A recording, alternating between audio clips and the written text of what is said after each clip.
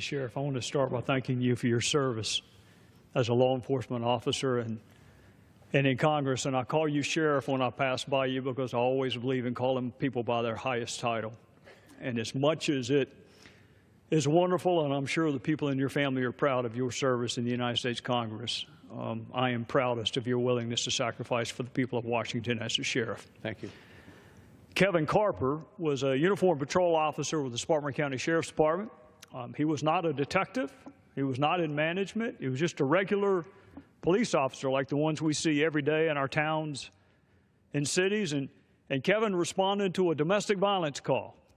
Those who are unfamiliar with law enforcement have a tendency sometimes to refer to those as routine calls. There is nothing routine about a violent call, and everyone in law enforcement knows it. Off of Airport Road in Spartanburg, South Carolina, Kevin and his partner arrived to find William Seach on the front porch of his small home pointing a large caliber gun at his wife, Judy. Judy was crouched down in the front yard trying to protect herself, trying to shield herself behind a tree.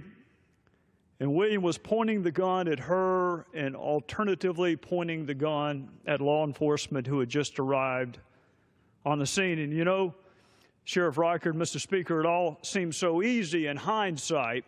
Do you shoot? Do you pull the trigger? Is the gun real? You have split seconds to make these decisions, only to have them second-guessed for months, if not years, afterward. Is the gun real? Is it loaded? William Seach finally turned the gun towards his wife, and he shot her. And as he was turning the gun towards law enforcement, no doubt to shoot them, they returned fire. And they struck William Seach, and as one officer ran towards his fallen wife, Judy, Kevin Carper ran to the front porch to make sure that William Seach didn't shoot anybody else. And as he got on the front porch, Mr. Speaker, he heard the cries of children. Unbeknownst to Kevin and his partner, there were children inside that mobile home, and the bullets from one of the officers' guns had struck one of the children. William Seach survived and was charged with murder. Both of the little girls ultimately survived, although one was badly, badly injured. And I met Kevin when we were preparing for trial. He was an essential witness. I needed to prepare for what would come during this trial. He would be second-guessed. His every move would be scrutinized. In a very real sense, he would not only be blamed for Judy Seach's murder, he would be blamed for shooting one of the little girls inside that home. And then he'd be blamed for not doing enough to protect Judy Seach, not making the right split-second decision. And I tried to prepare Kevin for what would be a grueling cross-examination. And it was clear to me his mind and heart were somewhere else. So finally I said, Kevin, you didn't do anything wrong. You didn't have a choice. And he said, I know, Solicitor Gowdy.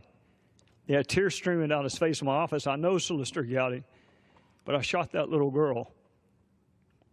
Objectively, Kevin Carper did everything right that night. He responded to an incredibly tense domestic call. He was confronted with a man holding a gun. Was it a real gun? Was it loaded? All of these thoughts going through his mind. And as soon as William Seach shot and murdered his wife, he returned fire. Objectively, we know everything he did was right. But it didn't matter how many times I told Kevin, you did the right thing.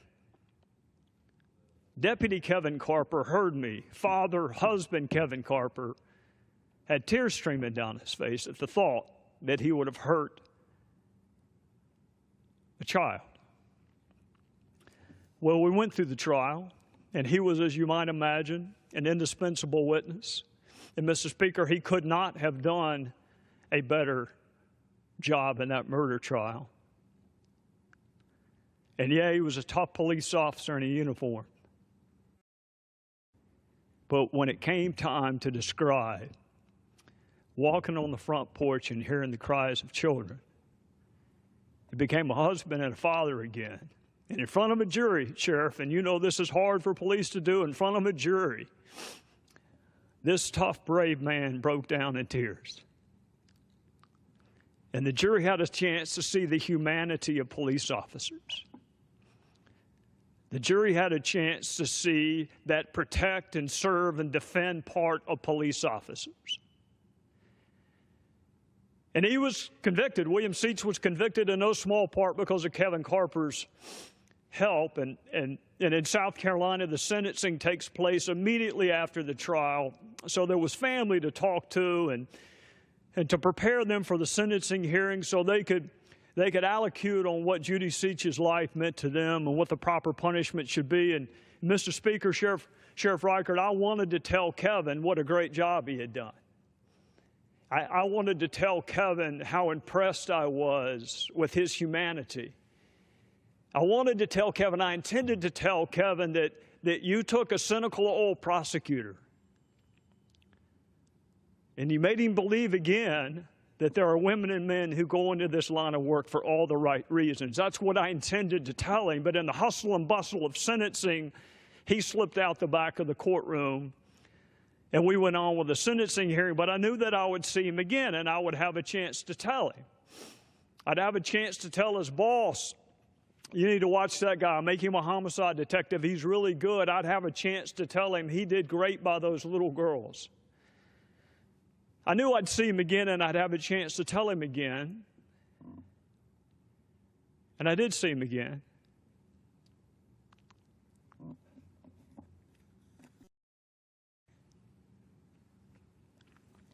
Laying aside a roadside,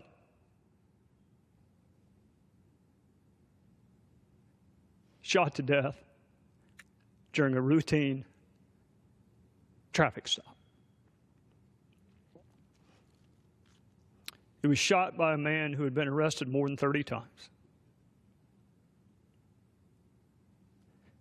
If you've ever attended an officer's funeral, the finality of that death hits you the very hardest at the end, where they do the radio call. Deputy Kevin Carper, do you read? Deputy Kevin Carper,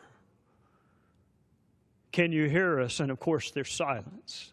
And then at the end, it's Deputy Kevin Carper, you are clear to go home. I never told Kevin what I should have told him. Deputy Kevin Carper, you were a credit to law enforcement. Husband, father, Kevin Carper, you're a credit to humanity and your family. I wish I had told you when I should have told you. And I hope that all of my other friends in prosecution and in law enforcement now will not wait too long to tell the men and women of law enforcement how grateful they are for their service. With that, I would yield back. See you this evening, Congressman Gowdy. Thank you for being here. Yes, ma'am. Want to get your thoughts on this breaking news first, and then we'll get to some of that. What's your reaction to this story in the Times? Well, I've been in a classified skiff with Director Pompeo for the last 2 hours, Martha, so I'm catching up a little bit. I read the story. Obviously, I want to see the memo. Obviously, I want to talk to Director Comey to determine how contemporaneous his recording of the conversation was, but also importantly, not just what was said, but what did Director Comey hear? How did he take it? And that can only be done, with all due respect to the New York Times, that can only be done by looking at the memo and talking to Director Comey. Yeah. New York Times, in this report, does not have the memo in their hands. It was read to them over the phone. So that in and of itself, you know, as you point out, it's very difficult to get the context if you can't read the whole thing. Well, if you go back to criminal procedure, which is my background, there's a doctrine called the rule of completeness. Whenever part of a document is introduced, you got to be able to look at the entire document. Your viewers and my fellow citizens deserve to see the entire context of whatever conversation may or may not have taken place. And quite frankly, Director Comey deserves an opportunity to come tell us how he heard it, what he heard, how pervasive it was, and how much of the conversation that segment consumed. So we have a story. There's a reason newspaper articles are not admissible in any courtroom in the United States. I'm not knocking the reporter. The reporter does good work. But we're a long ways from a conviction, the fact that we simply have a headline in the New York Times. So in terms of the, calls for a special prosecutor, an independent prosecutor, this is going to only fuel those. Do you think there's any reason to go that route at this point? I have been resistant in the past, but I've been open-minded. Special counsel is only appropriate if there's an allegation of a crime, and there are several crimes potentially at play here. The hacking of the DNC is a crime. I don't hear people talking about that much. The dissemination of classified information is a crime. General Flynn's comments to the FBI may or may not constitute a false statement to a law enforcement official. And I've heard allegations that this rises to the level of obstruction of justice. So you do have a sufficient evidentiary basis for a crime. But the other half of the equation is whether or not the Department of Justice or any of the 94 U.S. attorneys can do the job themselves. And I have not been persuaded that all 94 U.S. attorneys in our country, many of whom are women and men who have nothing to do with politics, are incapable of fairly adjudicating this fact pattern. All right, one last question on this, then I want to get to the next subject with you. If James Comey believed that what the president said to him was an effort to obstruct justice, to get him to table this investigation of Mike Flynn, would he be obligated to let the Department of Justice know right away? I don't think so. I'm probably in a minority here. I don't think Director Comey reported President Obama the 4 different times he prejudged the outcome of an investigation. And there were 4 different times. Director Comey has not been afraid in the past to say no to presidents and attorney generals. He did it when he was with the Department of Justice. I think this was an effort to influence him. He knows exactly what to do, but I won't know that until I have a chance to ask him. All right. The thing we're left with still in all of this is an empty seat at the head of the FBI, and your name was on that short list. You asked for it to be taken off. Why? Why do you think you're not the right person for that job? I think the country can do better than me, quite frankly. I did have 20 years in a courtroom, Martha. That's the best job I've ever had. But the reality is, in this current political environment, I am known more for being asked to chair one committee than I am the 20 years I spent in a courtroom. And my first rule of friendship is don't ask friends to do things that are not in their best interest. And the Senate confirmation process would be dreadful and it'd be miserable. And quite frankly, I think the country deserves a woman or a man who is devoid of political taint. And whether I like it or not, should offer or not, I have been in politics for 6 years. I think I could be fair, but I don't know that I could get the job, and I don't know that I could convince a sufficient number of my fellow citizens that I would be fair. And quite frankly, they deserve an FBI director that is above reproach. We're just learning that Jason Chaffetz is saying, the congressman is saying that he has a subpoena pen hanging over this memo, and he would like to see it. Any reaction to that? I don't know that he would have to subpoena it. I thought he was recuperating from surgery. I'm glad he's doing better. And he found a subpoena pen. I don't know that you would need to subpoena this memo. If it was read to the New York Times, I would certainly hope the FBI would read it to members of Congress. So hopefully it doesn't come to that. I want to go back a little further in the Jim Comey story. You put out a statement when he was fired saying that he had a very tough job and access to the facts that perhaps the rest of us did not, is the way that you put it. A lot of people have said that his performance on July 5th, when he came out and said, we have all this evidence, extreme carelessness on the part of Hillary Clinton, and yet we are not going to prosecute her. Was that news conference enough in and of itself to let him go, do you think? No, and I think when history knows the full fact pattern that led Director Comey to have that July news conference, I think what your viewers know is a meeting on the tarmac between the spouse of a suspect, or the target of an investigation, the Attorney General. What your viewers don't know, Martha, and what Jim Comey frankly can't tell them because it's classified, and I can't tell them because it's classified, there were a lot of other reasons that Jim Comey decided to take that decision upon himself. And I think history, and I've had plenty of differences with Jim Comey. I want to be really clear about that, lots of them. But I think history is going to be much kinder to Jim Comey in that July press conference than the Democrats were when he had it. I think he had access to information that, because he is a stand-up guy and he's not going to disseminate classified information, although God knows everybody else is, he's not going to do it, even if it casts him in a negative light. So all your viewers see is this meeting on the tarmac. Jim Comey had access to additional information that I am convinced left him with no other choice than to make the decision he made in July. So you're saying he had no choice? There was pressure on him to not prosecute Hillary Clinton? Is that what you're suggesting? No, I think he had access to information, and he wanted to safeguard the integrity of the investigation and the integrity of the process. And I probably ought to just leave it right there. But no, I'm not talking about pressure. I don't think the guy feels pressure.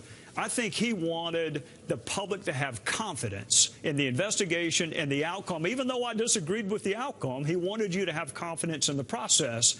He had access to information that your viewers don't have, and they may not ever have because it is classified.